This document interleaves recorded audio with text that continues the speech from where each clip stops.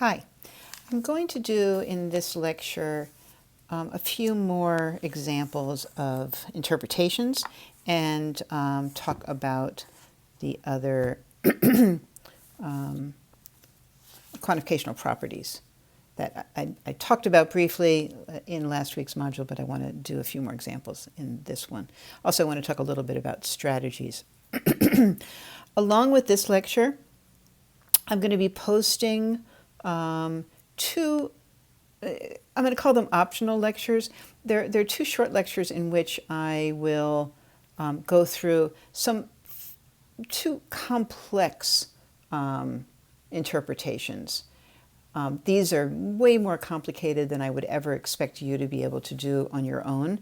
But my experience has been that if you can follow along with an explanation of how to construct some of these complicated ones, it will help you construct simpler ones. So I'll label them as optional in the module and leave it up to you, but I recommend that you watch them. Of course I do. That's why else would I record them. Okay, so let's look at an example. There was one example in the quiz number 9, where we had both a one-place predicate and a two-place predicate. And I don't think I had done any in lectures, so, and I explained how to do it in the when I did the solutions video. But let's do one here. Okay, and what we want to do is to show that this is quantificationally invalid.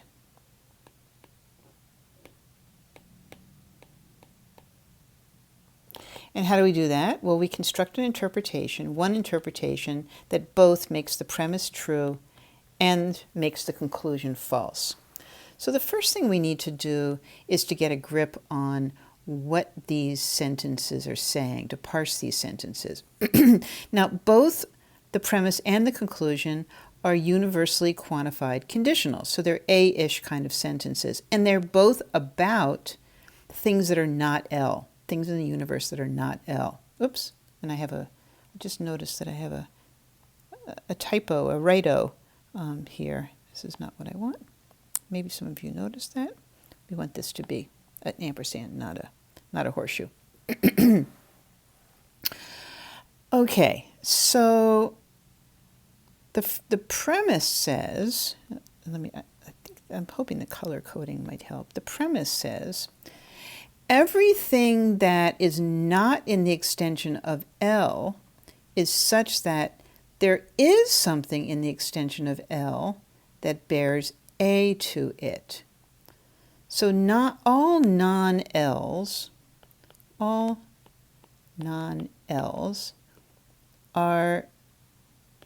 born A by some L. Okay, so everything that isn't in the extension of L is A'd by something that is in the extension of L. Now, we could consider using that strategy that we've talked about a number of times. So, a simple way to verify a universally quantified conditional, that is to find an interpretation that makes a universally quantified conditional true, is to make sure that there's nothing in the extension of the antecedent, right? There's nothing that satisfies the antecedent condition. However, so we could just make everything be L. If everything in the universe were L, well, then there wouldn't be anything that's not L, so the premise would be kind of vacuously true, okay? But at the same time, we want to make the conclusion false, so the only way we're going to do that is to have something that is not an L, but this is not true of it. So that strategy is not going to work to show that this argument's invalid, because we need to make the premise true and the conclusion false. So there got to be some L's and some non-L's, right? So let's just try this. Let's have 3 things in our universe. Again, why 3? Why not? You know, it's a nice small number. In the problems that I'm going to record videos about that I said are going to be complicated, that I'm calling optional, there's some examples there where, you know, we think about how many things we need to have in the universe in order to make something true or false. But in this case, I'm just taking a stab at it. Let's say we put 3 things in the universe. Okay, and let's make some of them L and some of them not L. Now what I'm doing in order to indicate that it's L is to put a little box around it. Okay, so when I put a box around a dot, that means it's in the extension of L. Okay, all right. So this guy here in the upper left is not L, and the guys with boxes around them are L. Okay, so what does the premise say? Everything that's not L, well in that case it's just this guy, is such that there's something that is L that bears A to it. Well, why don't we have this guy here to his right, who is L, why don't we have him A, the non-L? That's what the arrow means, okay? So this guy with the box bears A to this guy here, who's not an L. Okay, so this picture here makes the premise true.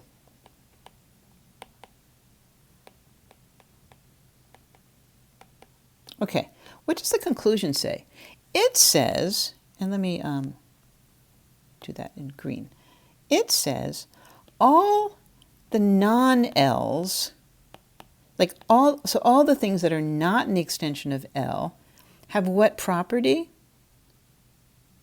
See, in recognizing that this was an A-ish kind of sentence, we automatically know that it says all of these guys have that property, right? So all the non-L's have this property, which is in the consequent position. What does it say?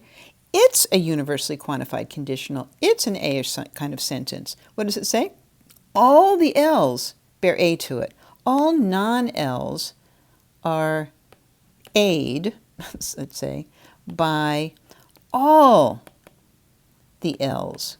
So everything that's not in the extension of L has an arrow pointing to it from all of the things that are in the extension of L. So this picture, what would we have to do to that picture that I've just put in the green box in order to make the conclusion true? Well, it would have to have both of the L's A-ing it. But that's how we would make this true, but we don't want it to be true. So the picture that we drew initially, without that green arrow, that actually makes the conclusion false, because there's at least one L that bears A to the guy who's not an L.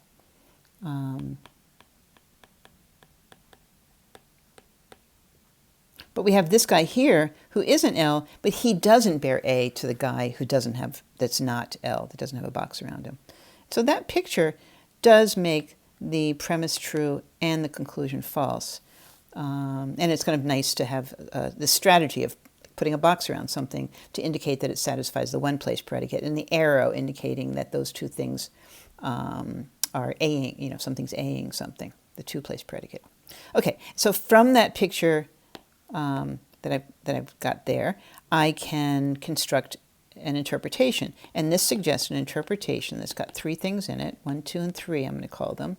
Think of that as 1, 2, and 3. And I'll just look at the picture and it tells me exactly what to put into the extension of L and exactly what to put into the extension of A. Now remember, L is a one-place predicate, so it's going to have objects in its extension, and the things that I've put boxes around indicating that they're L are 2 and 3. A is a two-place predicate, so ordered pairs are going to be in the extension of A, but the only A-ing that's happening in this little world is 2 A-ing 1. We left out the ordered pair 3, 1 in order to falsify the conclusion. Okay? So that interpretation shows that the argument is quantificationally invalid by verifying the premise and falsifying the conclusion. Okay, so that was a nice example. We haven't done any examples yet about quantificational equivalence. So let me just remind us what we mean when we say that two sentences are quantificationally equivalent. So two sentences P and Q, sentences of PL, are quantificationally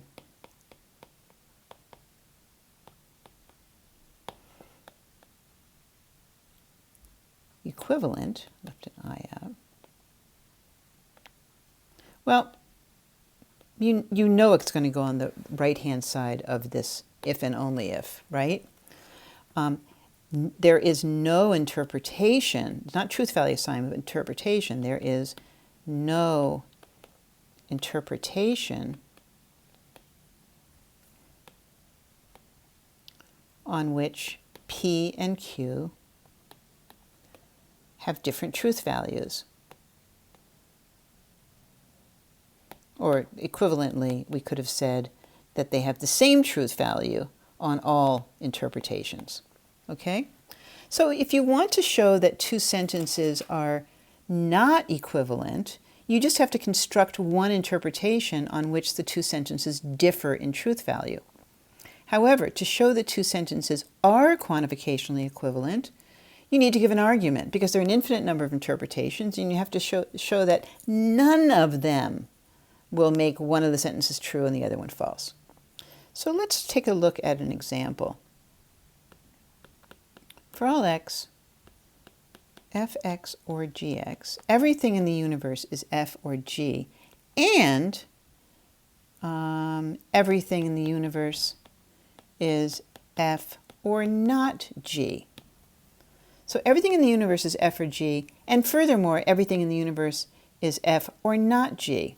Now this sentence, it actually turns out to be equivalent to, for all x, fx. Because if everything is f, then everything's f or g. And if everything's f, then everything's f or not g. And if these two are also both true, then on an interpretation, so is that. So we're going to show, so here's, let's call this 1 and this 2. We're going to show that 1 and 2 are quantificationally equivalent by constructing an argument.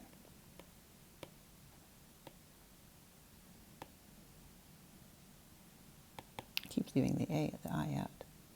Okay, and how are we going to do that? Well, we're going to show there are going to be two parts to this argument. We need to show that every interpretation that makes this true is going to make this true. And furthermore, every interpretation that makes this false is going to make this false. Okay?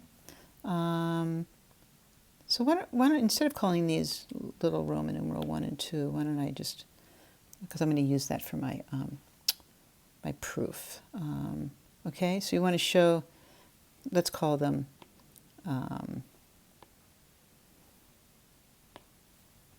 1 and 2. Okay, 1 and 2. All right.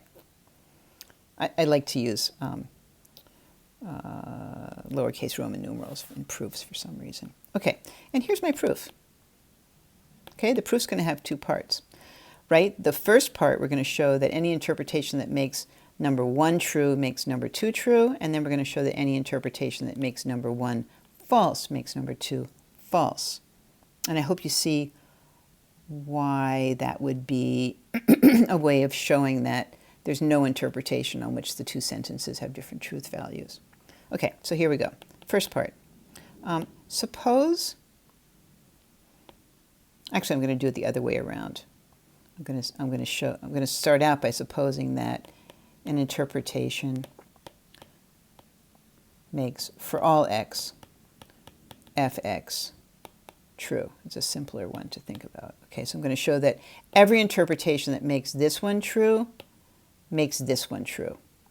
And then I'm going to show that every interpretation that makes number 2 false makes number 1 false. Okay. So suppose an interpretation makes for all x, fx true. Then the entire universe of discourse is in the extension of f. Right? That's what it means to say that everything is f. Everything in the universe of discourse is f. Everything in the universe of discourse is in the extension of f. Okay. Well, how can we infer that that interpretation is going to make what I've labeled number 1 here true? Well, then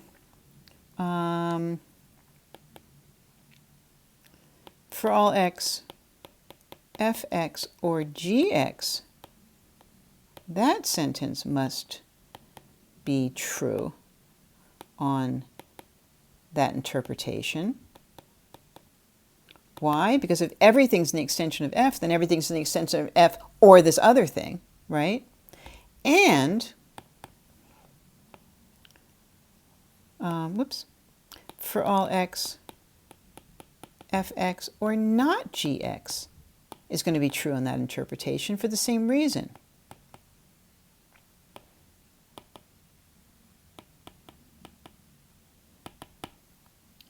So, any interpretation that makes what I labeled number 2 true makes 1 true. Okay, that's the first half of the proof. Now what I want to show, maybe it'll help to, is that any interpretation that makes this false, number 2 false, has to make number 1 false. Okay, and that will establish that the 2 sentences are equivalent. And this is not going to all show up on one screen, but okay, let's do what we can do here. Suppose some interpretation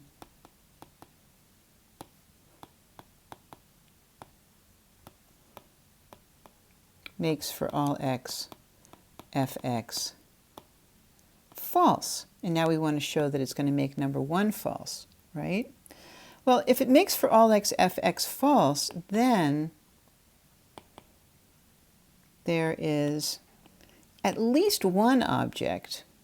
Do you see what I'm doing? Just unpacking what this means. So I had my strategy, and now I'm just kind of unpacking what this assumption means. Then there's at least one object in the universe of discourse that is not in the extension of f.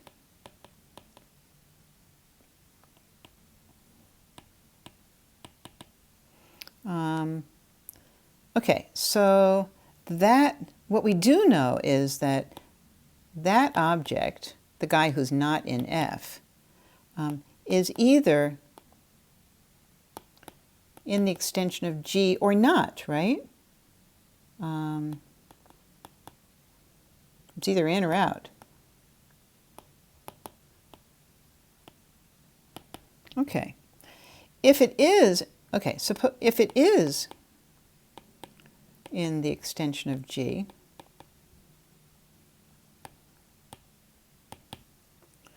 then for all x, one of these conjuncts is going to be false. For all x, fx, or not gx is false, right? So the sentence is this conjunction, right?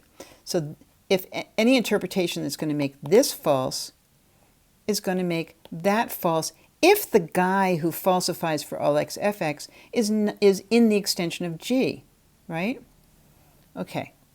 And so if that object that is not in the extension of f is not in the extension of G, if it is not, this is a little bit long-winded, but it's fairly simple, not in the extension of G, then what do we know? For all x, fx, or gx is false on that interpretation. Let me go back up here so we can look at the sentence, right? So let me get rid of some of these many circles that I've drawn around these. So the way the argument's gone is that if you've got an interpretation, if you've got an interpretation that makes this false, well, then there's got to be some object that's not in the extension of f. Okay. Well, that object is either in the extension of G or it's not in the extension of G. If it is in the extension of G, well then this one's going to be false.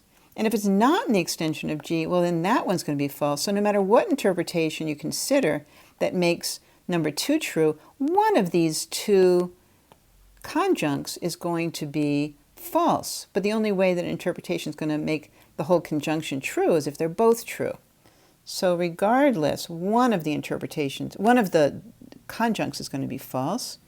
So any interpretation that makes the second sentence true, false, makes, sorry, sloppy, makes the first sentence false. And so now we say there, so we've shown that any interpretation that makes the second sentence true makes the first sentence true. That's what we did up here in number 1, the first part of the proof. And then we've shown that any interpretation that makes the second sentence false makes the first one false. So now we can say that, therefore, the two sentences that I labeled 1 and 2 have the same truth value.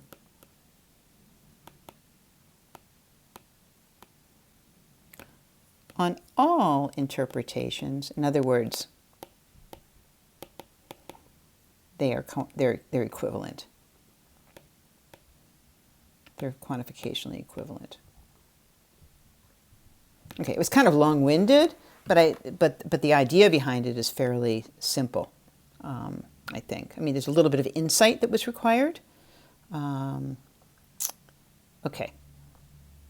But to show equivalence, you're always going to have two parts to your proof. One showing that if a sentence is true on an interpretation, the other one's true, and one showing that if a sentence is false on an interpretation, then the other one's false. Alrighty. Let's take a look at another example, playing around with equivalence. This is going to look a little bit like the one that we just did. Let's consider these two sentences. For all x, fx, and for all x, fx. Instead of the disjunction, I'm going to say and gx, or for all x, fx, and not gx. Do you see that this is kind of the cousin of the pair that we were looking at? Here we had disjunction and disjunction, and here we have conjunction, disjunction, conjunction. Okay, so I'll just tell you that these are not equivalent. The other two were, these are not. So what we want to show is that show these, and I'll call this 1 and 2, show these two sentences are not quantificationally equivalent. How are we going to do that? By constructing an interpretation on which they differ in truth value. Okay, so let's think about this for a minute. So F and G are one-place predicates, so their extensions are going to have objects, going to be sets of objects, right? Okay, the first sentence says everything is F. Well, we know that an interpretation that makes that true is going to put everything in the universe of discourse into the extension of F. Okay, the second sentence says, it's a disjunction, everything is F and G, or everything is F and not G. Okay, so how can we go about this? Can we find an interpretation that makes this one true and that one false? Let's see. suppose our universe of discourse, let's put 3 things in it. And let's make the first sentence true by putting everything into the extension of F. Okay. And let's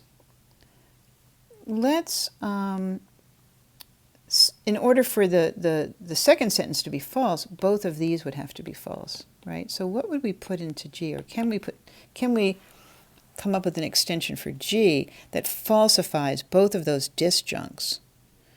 So we've taken care of making this true. Can we falsify both of those disjuncts? Well, let's see. Maybe if we leave something out of G, then it's not the case that everything's both in F and G, right? Because 3 falsifies that, right? 3 is not, we left 3 out of the extension of G. And everything, and so that's false. And the second conjunct says everything is F, but not in the extension of G. But wait a minute, 1 and 2 are in the extension of F and in the extension of G, so that's going to be false as well. So the whole thing is false, and this one is true, and that interpretation did the job of showing that the 2 sentences are not equivalent. Okay, well that was kind of fun, I think, wasn't it? Maybe. Okay. Let me do one that is about entailment. Okay, so that's another concept that I haven't actually talked explicitly about. And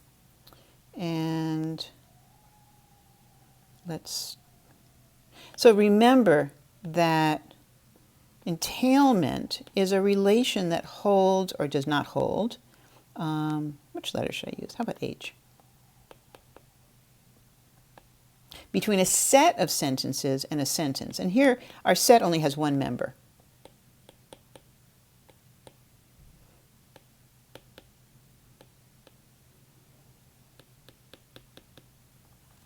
Okay, so we're wondering, does this entailment hold?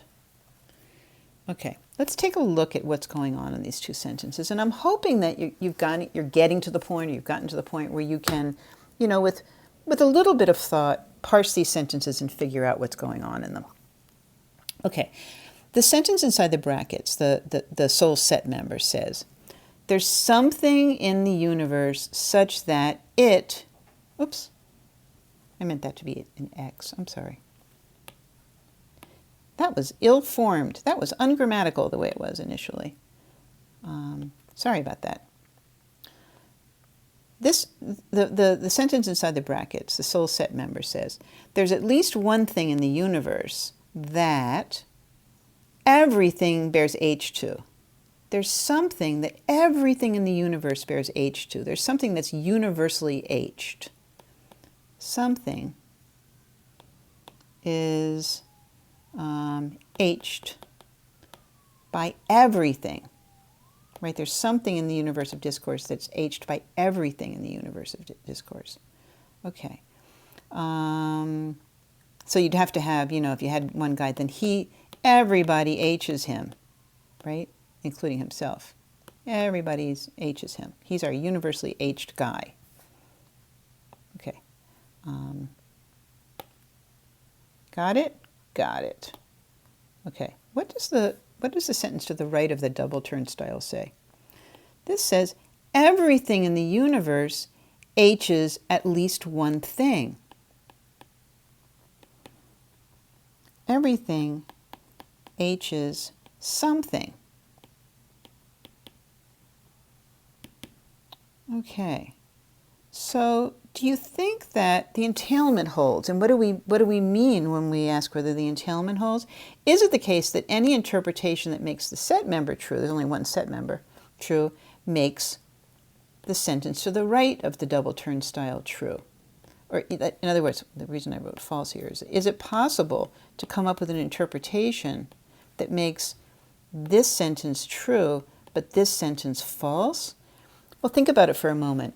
If something is H'd by everything, well then clearly everything H's something, namely that guy who's universally H'd, right? So if you have something that's h'd by everything in the universe, I don't know, you picture like then he's got to h himself. Well, then clearly everything in the universe has to h something because it h's that guy. It h's that guy who's universally h'd. So the insight that we've just developed is that every interpretation that makes the first sentence true is actually going to make the second sentence true. And so we're going to show that the entailment holds. Yes, the entailment holds. And the way that we're going to do that is by giving an argument, because we need to show that every single interpretation that makes the first sentence true makes the second sentence true. Okay, and how would we do that? Well, suppose, here's our proof. Suppose, notice how I'm referring to interpretations in my proof, right? Because what we need to show is that there's no interpretation that makes the first sentence true and the second one false. Suppose an interpretation makes the first sentence true.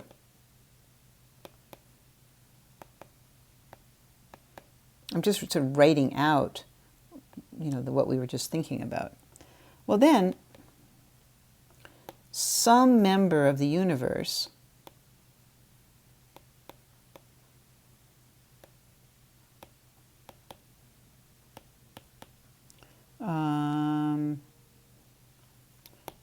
is such that every member of the universe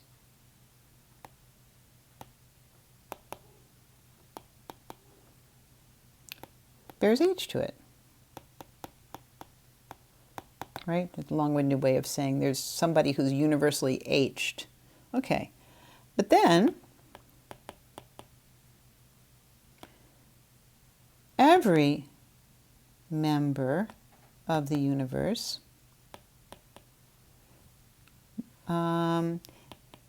h's at least one thing, namely that guy.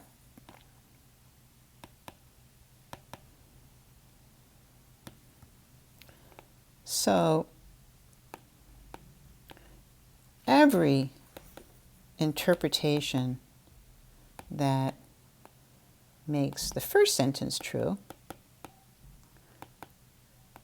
makes the second sentence true, makes the first sentence true, makes the second sentence true. So the entailment holds.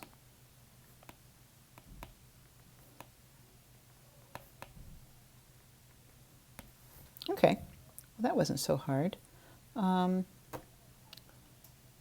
terms of dots and arrows, you'd say if the first sentence is true, then there's got to be some dot that every single dot is pointing to. But then every dot is kind of the starting point of some arrow.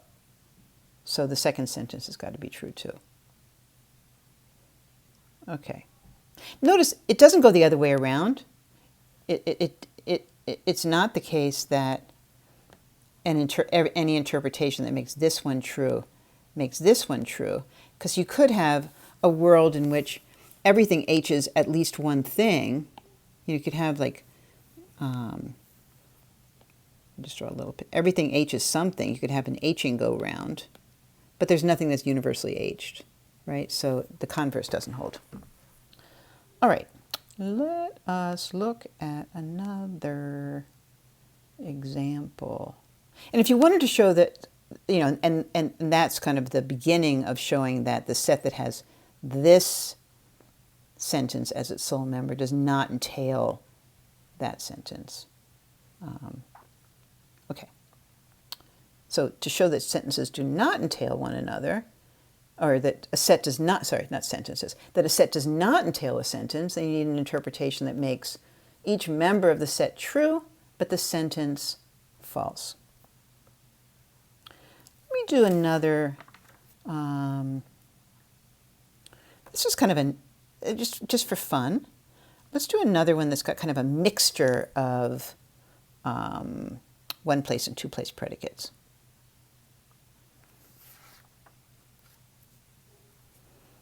All right.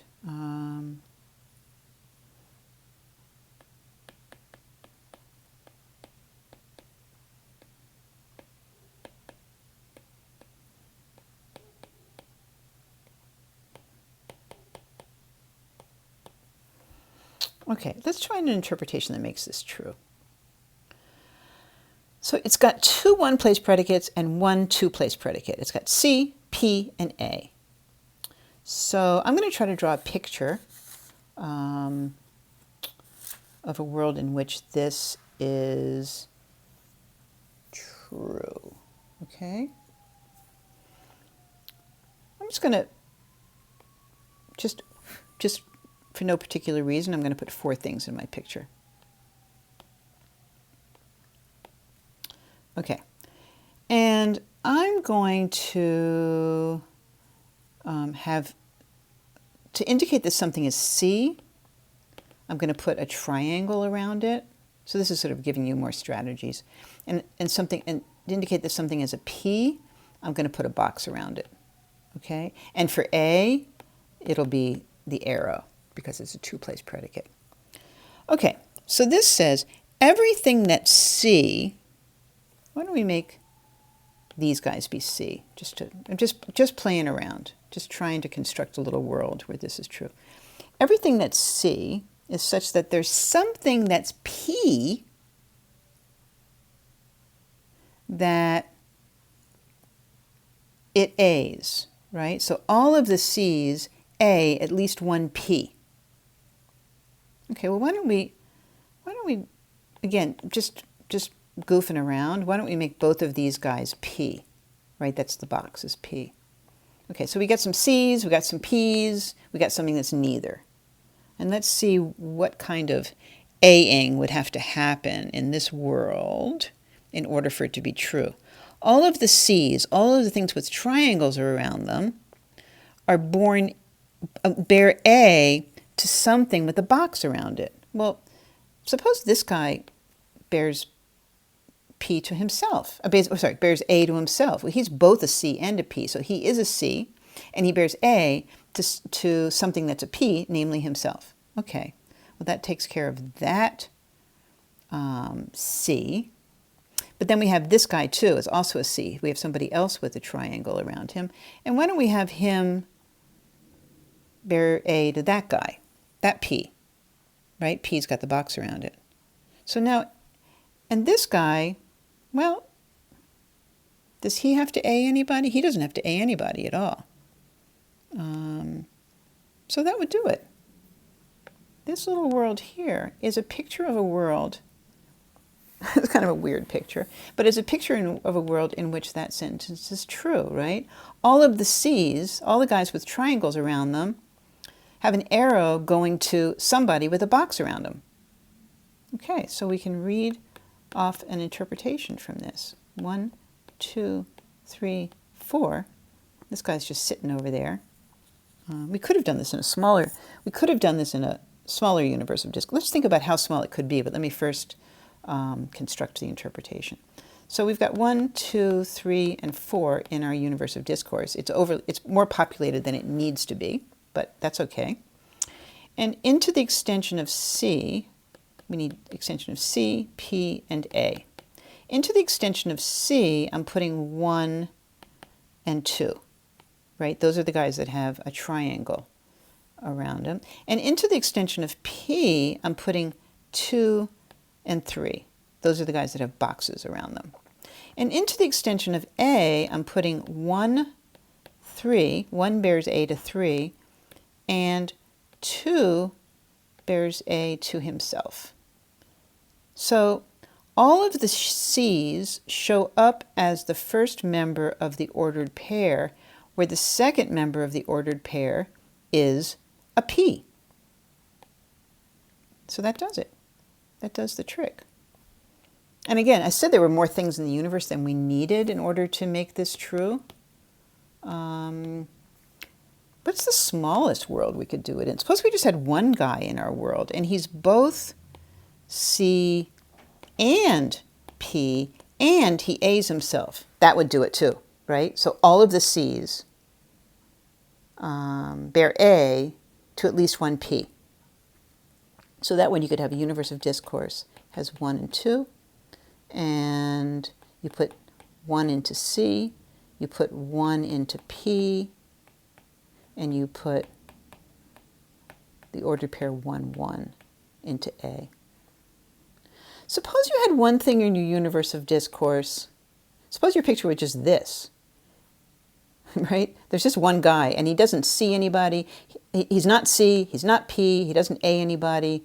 So if he's just sitting there. Not much action in that world. Let me, just to make sure that this is clear, this is the world we're considering. So this went to that. Whoops. This universe of discourse doesn't have a 2 in it. Sorry. It doesn't have it. It just has 1 in it. There's just one guy in it. I don't know why I did that. Just has one guy in it. So this, what I've circled in red here, this interpretation I get from this picture, and that does the job. And now, if you have you have a world where there's just one guy in it and nothing's going on, no C's, no P's, no A'ing, and you have C is the empty set, P is the empty set, A is the empty set, well then this sentence is going to turn out to be trivially true because there are no C's. And so that would do it too. So what I'm putting in green, the picture is just this dot sitting there not doing anything, also is a world where it's true. Okay, well that was kind of fun. Okay, just a few more comments and then I'm going to stop this lecture, okay? A couple of strategies. So we've come up with some strategies of dealing with sentences that have one place and two place predicates. Suppose that you've got a sentence that's got two place predicates. Oh wait, I don't know what page it's on. There's one in the book which is kind of nice. I think it's in section 8.4. Let me find it quickly. It's got an N and an M. 8.4. I'm pretty sure it's an 8.4. I'm looking. What number is it? I'm looking for it. I'm not sure exactly where it is. I thought it was 8.4. Anyway, I'll just make one up, which is similar to the one that I remember there being somewhere in this chapter. For all x, for all x, let me see, make this make sense. For all x and for all y, if x ends y, then x m's y. I was pretty sure that it was in section 8.4. I'm kind of scanning this and don't see it, but that's okay. It's somewhere in there. So now we have an N and an M. How do you deal? So we've seen how to deal with sentences that have one-place predicates and two-place predicates. How do you deal with having two-place predicates? How would you draw a picture? Well, what I would do is I'd have, you either color code it or draw different kinds of arrows. So N, I would have a straight arrow, and M, I could have a squiggly arrow. And so what this says is that whenever you've got some N-ing happening, you've got some M-ing happening. So for instance, if you've got two things in the world and the guy on the left bears N to the guy on the right, well then he's also got to bear M to the guy on the right, right? So whenever there's a straight arrow, there's got to be a squiggly arrow. Okay, so this suggests a world that looks like this. You have two things in it, and into the extension of N, you're going to put 1, 2. Well, everything that's in the extension of N has to be in the extension of M. Whoops, not 2, 1. Why did I do that? So that's another strategy. If you've got more than one two-place predicate, you can just draw different kinds of arrows. Okay. Another sort of general strategy is if you're having a hard time parsing a sentence, and I give an example of this in the so-called optional videos, optional lectures. If you have a hard time parsing a sentence, well, you can play around with it and put it into a form that is easier for you to parse. Because at this point, you should be fluent enough in the language that you can kind of think about, well, how can I put this in another way? And yeah, so 8.21F, I think that's the right one, is kind of a nice example of this strategy. 8.21F, you're asked to construct interpretations. You want to show that this sentence is not quantificationally true by constructing an interpretation on which it's false. And the example was this. I'll kind of start you off and then let you think about it. AX horseshoe for all Y, BY horseshoe for all Y, BY horseshoe for all X, AX. So you want to show that this sentence is not quantificationally true by constructing an interpretation on which it's false, which means you'd have to make the antecedent true and the consequent false. Those are really hard to parse. Both the antecedent and the consequent are really hard to get a grip on. What in the world is going on there? But we can play around with the antecedent and the consequent and put them into equivalent forms that are much easier to get a sense of. And there was that strange, not strange, but counterintuitive equivalence when you moving around. I think it was on page 302. Was it on page 302? Yeah, on page 302, where we've talked about this a couple of times, that if you've got a quantifier confined to the antecedent, you want to extend the scope of the quantifier, then it flips quantity. So it turns out that the antecedent is actually equivalent to, see, notice how we've got a universal quantifier, and there's an X here, but this is something that doesn't have an X in it. This is actually equivalent to, there exists an X, AX, horseshoe for all Y, BY. And if you don't know why that's the case, take a look at the top two pairs of equivalences on page 302. And that's so much easier to understand. If something is A, then everything is B. That's so much easier to parse. And then this one, the consequent, it's equivalent to, if something is Y, if something is B, then everything is A. And that is so much easier to understand than the thing that's in the green. So the whole thing is equivalent to that. And that's much easier to get a grip on than the way that it's originally expressed. So I'll let you play around with that. But take a look at the equivalences. The top two equivalences are the ones that are a little counterintuitive.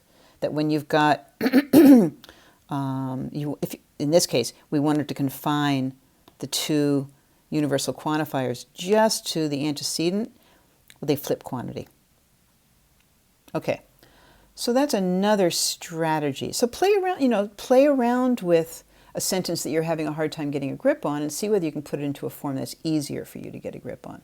And then one final strategy, which again I illustrate in the so-called optional lectures, is if you're having a hard time falsifying a sentence, you've got this sentence and you need to find an interpretation that makes it false, and you're having a hard time doing that, well, you could negate it. And then verify the negation. So let me write this out. So suppose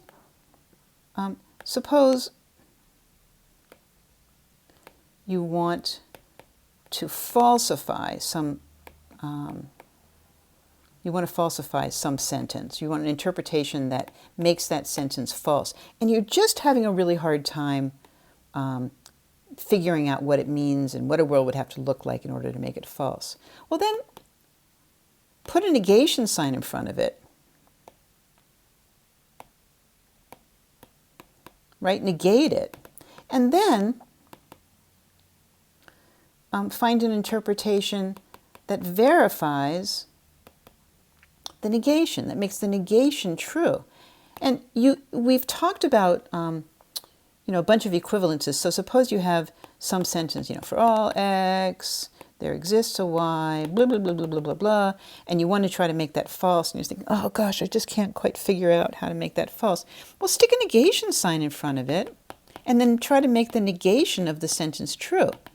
Well, how do you do that? Well, you know that if you push that negation sign through the quantifiers, it'll flip the quantities.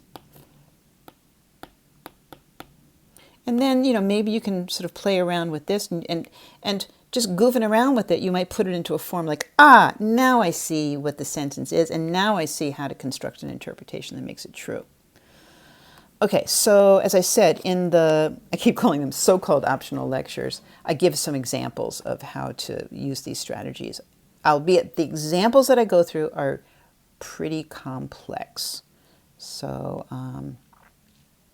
I will never ask you to do anything as complex as I do in those. Okay, but they're fun to, I think, they're kind of fun to think your way through. So I'm going to stop this lecture here. In the next lecture, there's one more thing that I want to do from chapter 8. We are going to skip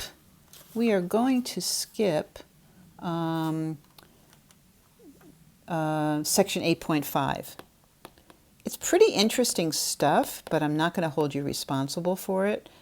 I may do an optional lecture where I go through that material, but we're going to skip it. You're not responsible for it.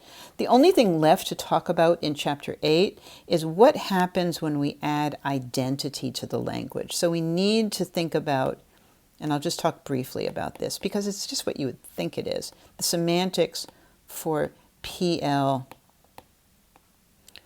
with identity. PLE. Sorry, I can't spell. I'm trying to finish this lecture quickly for you.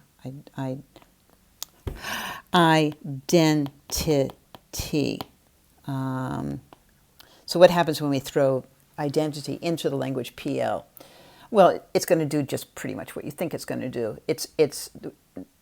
Identity is a two-place predicate that doesn't require any interpretation when you give an interpretation. But I'll go through a few examples of that at the beginning of the next lecture. And then I'm going to start chapter 9, which is the last chapter that we are going to do this semester. So we're closing in on it, guys. Okay, let me stop here. There were some nice examples here. I hope you enjoyed them. And bye for now.